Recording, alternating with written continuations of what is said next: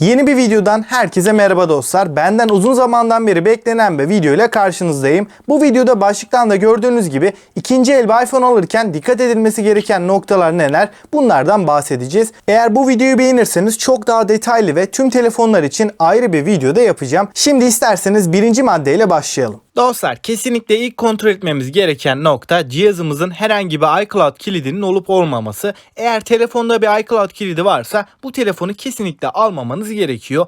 iCloud kilidinden kastım yani tam olarak çıkılmamış bir iCloud hesabı varsa cihazda, bunun şifresi bilinmiyorsa yani bu cihazın iCloud kilidi var diyebiliriz. Çünkü bu durumda telefonumuzdaki en ufak bir uygulamayı indirmemiz dahi imkansız hale geliyor. Yani iCloud kilitli bir telefon alırsak telefonumuz neredeyse çöp oluyor diyebilirim. Kamerayı, aramayı, mesajlaşmayı vesaire kullanabiliyoruz ama onun haricinde çoğu uygulama kullanılmaz bir hale geliyor. Şimdi ikinci maddemize değinirsek bu noktada telefonumuzun ekranından bahsedeceğim. Ekran bildiğiniz gibi telefonun en önemli parçalarından diyebilirim. Burada ilk olarak bakacağımız şey ekranda herhangi bir dokunmatik sorunun olup olmaması. Bunu anlamaya çalışmak için öncelikle denetim merkezi, bildirim merkezi gibi panellerin hızlı bir şekilde çalışıp çalışmadığına ve mesela bir oyun oynayarak da ekranın her noktasını test edebiliriz. Ama testleri en az 5 dakika boyunca yapmanızı öneririm. Direkt olarak 20-30 saniye ekrana bakıp geçmeyin derim. Çünkü bazı ekranlarda bir müddet stabil çalışabiliyor fakat sonrasında ekranın dokunmatiği özellikle bazı yerlerde de saçmalayabiliyor. Şayet ben iPhone SE 1. nesil modelinde üzerinde yan sanayi bir ekran olduğundan ortalama 5 dakika içinde ekran kendi kendine basmaya ve menüler arasında geçmeye başlıyordu. Bu durum ekranı kapatıp açınca geçiyordu fakat ara ara bu sorun yeniden baş gösterebiliyordu. Bu yüzden alacağınız telefonu en az 5 dakika, benim tavsiyem 10-15 dakika arasında telefonu kurcalayın. Ekranda gezinin, ondan sonra herhangi bir problem yoksa bu kez bakmamız gereken olay ekranın canlılığı ve parlaklık oranı.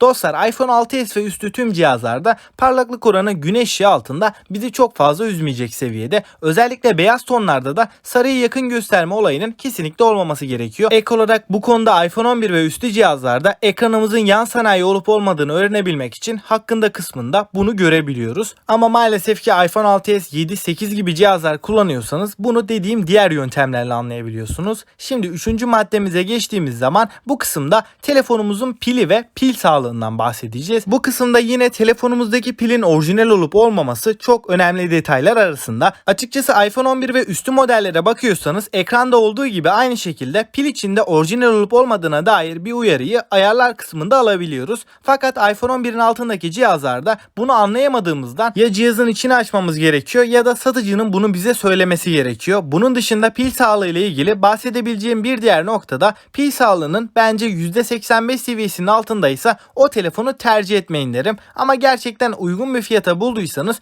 pil değişim masrafını göz önünde bulundurarak yine bu cihazı alabilirsiniz. Özellikle pil sağlığı %80'lerin altına düştüğü zaman da sadece batarya yönünden değil performans açısından da iPhone'umuzda ciddi sorunlar olabiliyor. Yani artık iPhone'umuz yavaşlamaya, uygulamalar arasında geçerken donma kasma problemleri yapmaya başlayabilir ve sadece uygulamalar ve günlük kullanımda değil cihazımızın direkt olarak oyun performansını da düşürebileceğini belirteyim. Yani pil sağlığımız %80'lerin altındaysa özellikle de yüksek grafikli oyunlar oynadığımız zaman frame atlamaları, aşırı ısınmaya bağlı FPS düşüşleri yaşayabiliriz. Yani pil sağlığı telefonun kalbini etkileyen bir durum diyebilirim. Bunun yanında bataryaya değinmişken telefonun yanında verilecek olan şarj aletinde orijinal olup olmaması kesinlikle önemli. Çünkü bu kez de bataryamız orijinal olsa bile şarj aletimiz yan sanayi olduğu zaman bataryamıza uzun vadede zarar verebilir. Bu yüzden adaptörü de telefonun bataryasıyla birlikte dikkat etmemiz gereken noktalardan diyebilirim. Şimdi 4. maddemize gelirsek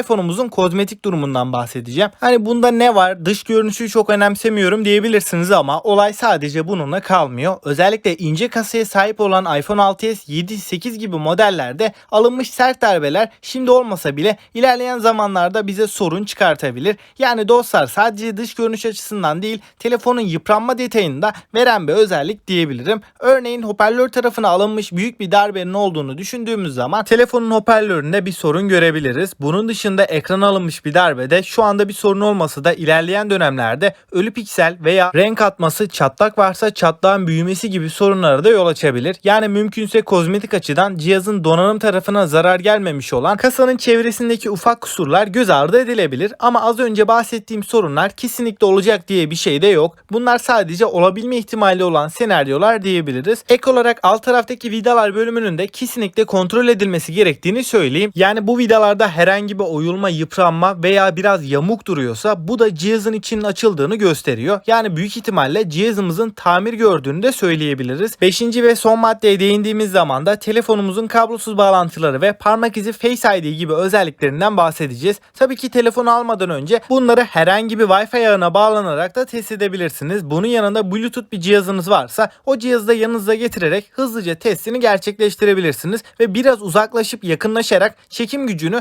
ve arada kopma oluyor mu bunları da test etmenizi öneririm. Bunun yanında şebeke bağlantısını da test etmek için bir arama yaparak sesin nasıl gittiğini ve karşı taraftan nasıl ses geldiğine bakarak mikrofon ve hoparlörümüzün durumunu da öğrenebiliriz. Son olarak güvenlik tarafında iPhone X'in öncesinde çıkan bir telefonsa Touch ID sensörünü, iPhone X 11, 12 gibi bir cihazsa Face ID'sini ayarlayıp hızlı bir şekilde test etmenizi öneririm. Evet dostlar, bu videodaki 5 maddeyi test ettiğiniz zaman ikinci el bir telefon alırken kafanız çok daha rahat olacak. Telefonla ilgili bir sorun yaşama ihtimaliniz de bir o kadar azalacak diyebilirim. Burada daha fazla detaya girebilirdim fakat bu videoyu biraz daha kısa tutmak istedim. Eğer daha detaylı bir videonun gelmesini istiyorsanız alt taraftan videomuzu beğenebilir ve halen kanalımıza abone değilseniz abone olup bildirimleri açmayı unutmayın ve bir sonraki videoya kadar hoşça kalın.